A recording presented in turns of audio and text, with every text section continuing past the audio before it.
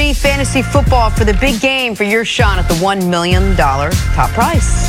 Welcome back to First Things First. We are now joined by former NFL head coach Eric Mangini. Hey, Coach, thanks for being with us. Good to be here. Good to see you. Good to see you as always, Coach. I thought it looked like you wanted to say something. He did. Yeah, Say good to see you. Oh, that was it. Okay, good. Well done, then. Totally wanted to say that. Here we go. Coach, you're a Wesleyan guy, right? Let's do some math. If you added up the ages of Sean McVay and Jared Goff, you're still 9 years shy of Bill Belichick.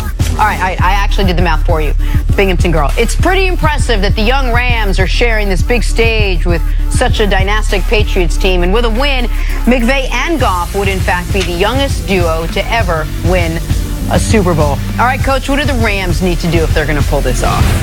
Yeah, from an age perspective, Bill's been coaching for 43 years, and Sean's only been alive for 33 years, so a pretty big mismatch there. To me, and it's hard to look at this as an upset as well. I know the Patriots are a little bit favored, but tiny. The Rams during the whole course of the season so that I don't see it that way. But what they do need to do to win the game, the first thing is they can't have self-inflicted wounds. That's the first thing they can't have. And I don't mean the tip ball that's an interception. I mean forcing the throw into coverage, pressing on offense and making a decision that leads to a turnover, and then defensively not getting lined up in the right spot. You saw it some with San Diego and Kansas City, being able to communicate the motions into stacked wide receivers, not hitting each other and knocking each other off on crossing routes. So those self-inflicted lining up off sides, all those things, that's the first level. The second level is they have to do something that New England hasn't seen. New England is constantly putting the pressure on the other team to adjust to them. Take that power back. Force New England to adjust to something you do. And especially offensively, you control everything that happens. You control the personnel group, the shifts, the motions. Give them something that they have to go to the sideline and talk about. And the same thing defensively. Don't line up in the spots that give information. And the last thing I'd say is, all these mercenaries that came in, all these high-paid guys that came in, all these stars that were traded for, they need to be stars. They need to live up to the billing that they had, and this is why they were brought there. This is their moment to vindicate, where they were drafted and all the things that go with that. So those stars need to be stars in this moment. So I want to give you a very specific idea and see what you think of it. So the Rams, we know this year, basically ran everything out of 11 personnel, where they had one running back, one tight end, 3 wide receivers on the field. The Patriots' pass defense was top 3 in the NFL when facing 11 personnel. The Ringer had this stat. I thought it was great. But when facing 12 personnel, so one running back, 2 tight end, they were bottom 6 in the league. They, for some reason or another, did not specifically do well against personnel package that the Rams very rarely run. Is that the type of thing you're talking about? Looking at things that you don't really have a lot of examples on tape of doing, which is have 2 tight ends on the field, that also matches up with something the Patriots struggle against, and try to, the week of or in the last week and a half, install more plays like that so it catches the Patriots off guard a little bit?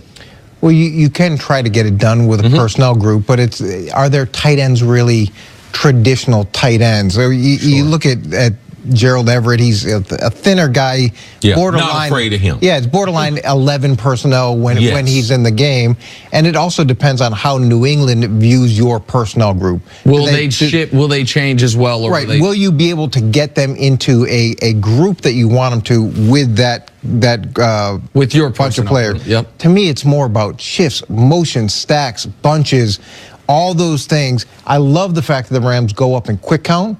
That, to me, that's hard defensively because it forces you to move off of disguise early. Well, typically, Nick, your 12 personnel, what it does to the defense is you don't really have a strong side.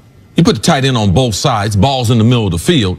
That's the reason why these offenses are very, very effective against a defense that's going to play multiples like New England. I like the fact that we're going to change personnel, but we're also going to change what we did. I'm going to take it to another level. Okay. 12 personnel, 2 tight ends on the field. Also, I'm going in shotgun. They don't do a lot of running the football from shotgun. When Jared Goff's in the shotgun, they throw the ball an awful lot. So 12 personnel, they're thinking run. I put him in the shotgun where they're thinking pass. So now I put a couple of your components in one equation. And then I run Todd Gurley. Because Todd Gurley, besides being multiples, Todd Gurley's got to get 20 touches. The Rams aren't going to win this game. And to me, they don't have to be in the traditional tailback spot. I would line him up out wide. Put him in motion. You know what? Run him on a speed sweep. New England hates now what they do a great job with leverage. They do not want you to get around the outside. So what about put your best running back in a wide receiver spot and speed sweep him on the outside? And one thing I know with Bill Belichick, what he tries to do, Mangini talks about it all the time, he wants to fight in the phone booth. This has to be the most physical game that the Rams have played all season. They got a better offensive line. I go with 2 tight ends in the game. I believe that they're bigger and stronger than New England's interior. I believe they can have a huge advantage there. And on the defensive side, man, you got to tackle in space. The way they beat the Rams, the greatest show on turf, was bumping them and tackling. The Rams have to be able to do that to New England. Gronk, Edelman, James White. No matter when they get the football, you need them to be down within 2 to 3 yards. That's the way the Rams, I believe, Nick, having a couple components of what you like and what coach like, throw that at the Patriots. The other thing that I like that the Rams do consistently is they run move the pocket plays, so a boot or a dash to the offense's left. And typically that doesn't happen. And that's hard for a right-handed quarterback, typically. Well, it's hard for a right-handed quarterback, but it's also hard for a right-handed defense. You're used to seeing those plays over and over come to your defense's left. Right. So you have this, you call it a robot reaction. There's robot reactions to those routes because they're so traditional. They only have so many combinations. You can route read them. When he rolls out to the right, the middle linebacker turns and waits for the crosser. Yeah, it's like a click whirl reaction to the guys in your program. Now, when it goes the other way, you're not used to fitting those routes with that group of personnel. So you may do 10 reps of boots to your left versus 1 or 2 reps of boots to your right.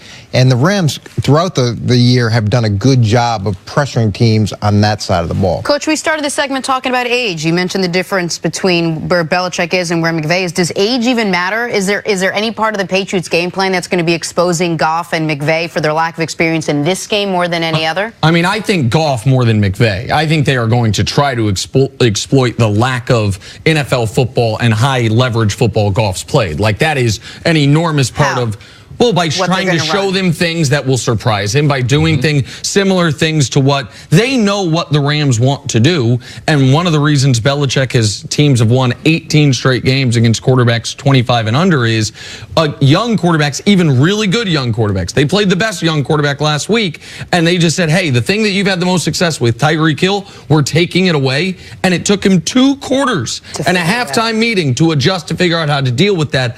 I think they can exploit Goff's lack of experience far better than Sean McVay's. Yeah, the experience part is a big component of this. Yes. And look, I've been in plenty of meetings with Bill where he'll reference things from 1985 or going against this system over time.